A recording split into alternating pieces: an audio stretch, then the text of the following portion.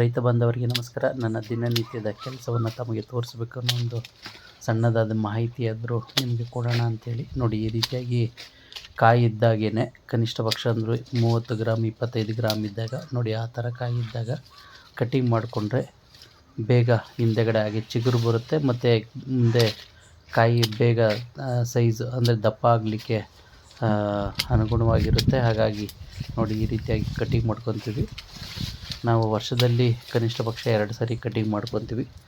One time ಮಾಡಲಿಲ್ಲ ಅಂದರೂ ನಡೆಯುತ್ತೆ, ಒನ್ ಟೈಮ್ ಆದರೂ ಮಾಡಲೇಬೇಕು ಅಂತ. ಏಕೆಂದರೆ ಹೆಚ್ಚಿನ ಫಲವತ್ತತೆ ಏನು ಕಾಯಿನೂ ಕೂಡ ಚೆನ್ನಾಗಿ ಜೋಲುತ್ತೆ. ಹಾಗಾಗಿ ನೋಡಿ, ಈ ರೀತಿಯಾಗಿ ಕಟಿಂಗ್ ಮಾಡ್ಕೊಳ್ಳುವಂಥದ್ದು. ಒಬ್ಬೊಬ್ಬರು ಒಂದೊಂದು ಥರ ಮಾಡ್ತಾರೆ, ಆದರೆ ನಾವು ಇದೊಂಥರ ಬೇಬಿ ಕಟಿಂಗ್ ಅಂತ ಹೇಳ್ತೀವಿ. ಸಣ್ಣ ಪ್ರಮಾಣದ ಕಟಿಂಗ್ ಅಂಥೇಳಿ ಸಣ್ಣ ಪ್ರಮಾಣದಲ್ಲಿ ಕಟಿಂಗ್ ಮಾಡ್ಕೊಳ್ಳುವಂಥದ್ದು. ಕಟಿಂಗ್ ಮಾಡಿಕೊಂಡ್ರೆ ರೈತ ಬಾಂಧವ್ರು ನೋಡ್ಕೊಳ್ಳಿ, ಒಂದು ಸ್ವಲ್ಪ ದಯವಿಟ್ಟು ಮಾಹಿತಿ ಗೊತ್ತಿದ್ದರೆ ಪರವಾಗಿಲ್ಲ, ಗೊತ್ತಿಲ್ಲ ಅನ್ನೋದನ್ನು ನೋಡಿಕೊಂಡು ಈ ರೀತಿಯಾದ ಕಟಿಂಗ್ನ ಮಾಡಿಕೊಂಡ್ರೆ ಸೀಬೆಕಾಯಿಗೆ ಮುಂದಿನ ಬೆಳೆಗೆ ತುಂಬ ಬೇಗ ಇದಾಗುತ್ತೆ, ರೆಡಿ ಆಗುತ್ತೆ ಮತ್ತು ಇರೋ ಕಾಯಿನೂ ಕೂಡ ಬೇಗ ದಪ್ಪ ಆಗುತ್ತೆ. ಹಾಗಾಗಿ ಬ್ರೂಡಿಂಗ್ ಅಂತಲೂ ಹೇಳ್ತಾರೆ ಇಂಗ್ಲೀಷಲ್ಲಿ. ನಾವು ಇದನ್ನು ಬೇಬಿ ಕಟಿಂಗು ಅಥವಾ ಸಣ್ಣ ಪ್ರಮಾಣದ ಇದು ಅಂತ ಹೇಳುವಂಥದ್ದು. ನೋಡಿ, ಈ ರೀತಿಯಾಗಿರುತ್ತೆ. ಕಟಿಂಗ್ ಮಾಡಿಕೊಂಡ್ರೆ ಎಲ್ಲ ಒಳ್ಳೆಯದಾಗುತ್ತೆ ಮತ್ತು ಗಿಡ ಯಾವುದೇ ಕಾರಣಕ್ಕೂ ಇದಾಗೋದಿಲ್ಲ. ಮತ್ತು ಅದಕ್ಕೆ ಬೇಕಾಗಿರೋಂಥ ಕಟಿಂಗ್ ಆದಮೇಲೆ ಅದಕ್ಕೆ ಬೇಕಾಗಿರೋಂಥದ್ದನ್ನು ಕೊಟ್ಟರೆ ಸಾಕು, ಚೆನ್ನಾಗಿ ಬೆಳೆಯುತ್ತೆ ಮತ್ತು ಹಾಗೆ ಚಿಗುರು ಹಿಂದೆಗಡೆ ಚಿಗುರು ಹೊಡೆಯುತ್ತೆ ಮತ್ತು ಹಾಗೆ ಹೂವು ಪಿಂದೆ ಬೇಗ ಬರುತ್ತೆ ಅನ್ನೋದಕ್ಕೋಸ್ಕರ ನಾವು ಮಾಡೋವಂಥದ್ದು. ನಾನು ಆಲ್ಮೋಸ್ಟ್ ಈ ಬೆಳೆನ ಕನಿಷ್ಠ ಪಕ್ಷ ಅಂದರೂ 7-8 ವರ್ಷಗಳಿಂದ ನಾನು ಬೆಳೀತಾ ಇದ್ದೀನಿ.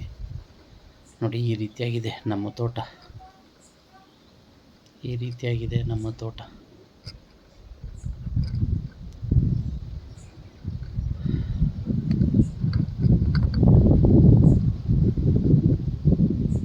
ನೋಡಿ, ನಮ್ಮ ತೋಟದಲ್ಲಿ ಮತ್ತು ಕಾಯಿ ಯಾವ ಗಾತ್ರದಲ್ಲಿರುತ್ತೆ ಅಂತ, ಯಾವ ಸೈಜ್ ಇದೆ ನೋಡಿ.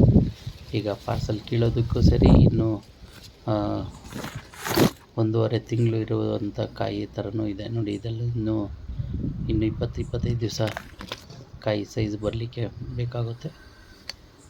ಎಲ್ಲ ಥರದ ಕಾಯಿನೂ ಕೂಡ ಇದರಲ್ಲಿದೆ. ಅಂದರೆ ಈಗ ಸೈಜಿಗೆ ಸಣ್ಣ ಪ್ರಮಾಣ, ದೊಡ್ಡ ಪ್ರಮಾಣ, ಅದಕ್ಕಿಂತ ದೊಡ್ಡ ಪ್ರಮಾಣ ಮತ್ತು ಈಗ ಕೀಳುವಂಥ ಕಾಯಿ, ಈ ರೀತಿಯಾದ 4 ತರಹದ ಕಾಯಿ ನಮ್ಮಲ್ಲಿದೆ ನೋಡಿ.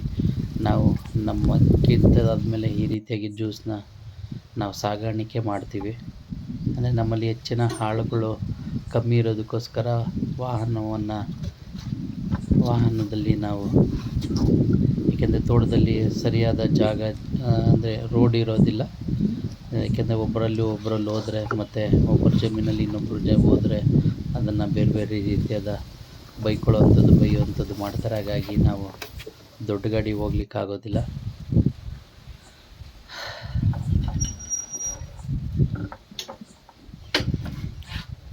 ಖಾಲಿ ಕ್ರೇಟ್ಗಳನ್ನ ತೊಗೊಂಬರೋಂಥದ್ದು, ಲೋಡ್ ಹಾಕಿದಾದ್ಮೇಲೆ ಈ ರೀತಿಯಾದ ನಮ್ಮ ಜೀವನ ನಡೀತಾ ಇರ್ತದೆ ನೋಡಿ. ಈ ರೀತಿಯಾಗಿ ನಮ್ಮ ವಾಹನದ ಮೇಲೆ ಲೋಡ್ನ ಮಾಡ್ಕೊಳ್ಳೋವಂಥದ್ದು.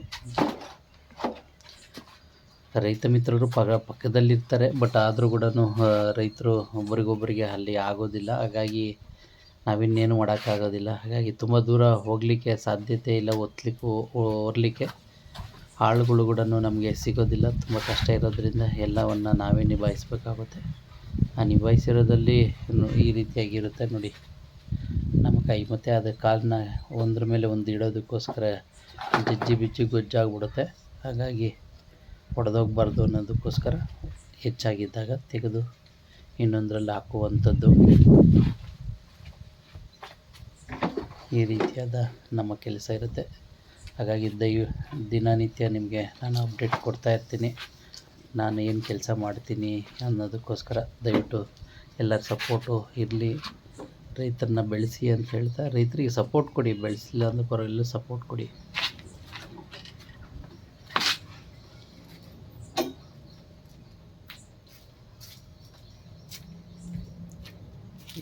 ಎವ್ರಿ ಡೇ ಅಂದರೆ ದಿವಸ ಫುಲ್ಲು ಇದೇ ರೀತಿಯಾದ ಕೆಲಸ ಕಾರ್ಯಗಳು ನಡೀತಾ ಇರ್ತದೆ.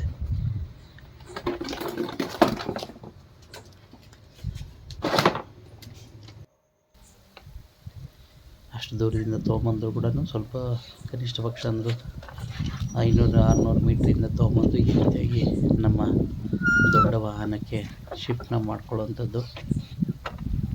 ಈ ರೀತಿಯಾದ ಗಾಡಿಗಳನ್ನ ಇಟ್ಕೊಂಡಿರ್ತೀವಿ. ನಿಮಗೂ ತುಂಬ ದೂರ ಇದ್ದರೆ, ಆಳುಗಳಿಲ್ಲ ಅಂದರೆ, ಏನಾದರೂ ಮಾಡ್ಕೊಳ್ಳೋವಂಥದ್ದಿದ್ದರೆ ಈ ರೀತಿಯಾಗಿ ಮಾಡಿಕೊಂಡ್ರೆ ಒಳ್ಳೆಯದು. ಈ ರೀತಿಯಾಗಿ ನಾವು ನಮ್ಮ ಕೆಲಸ ದಿನನಿತ್ಯದ ಕೆಲಸ ಆಗಿರ್ತದೆ. ಎಲ್ಲರಿಗೂ ದೇಶದ ಬೆನ್ನೆಲುಬು ರೈತ, ಆದರೆ ಇವತ್ತು ಮೋಳೆ ಮುರಿಯುವಂಥ ಕೆಲಸ ಬೇರೆ ಮಾಡ್ತಾ ಇರೋಂಥದ್ದು.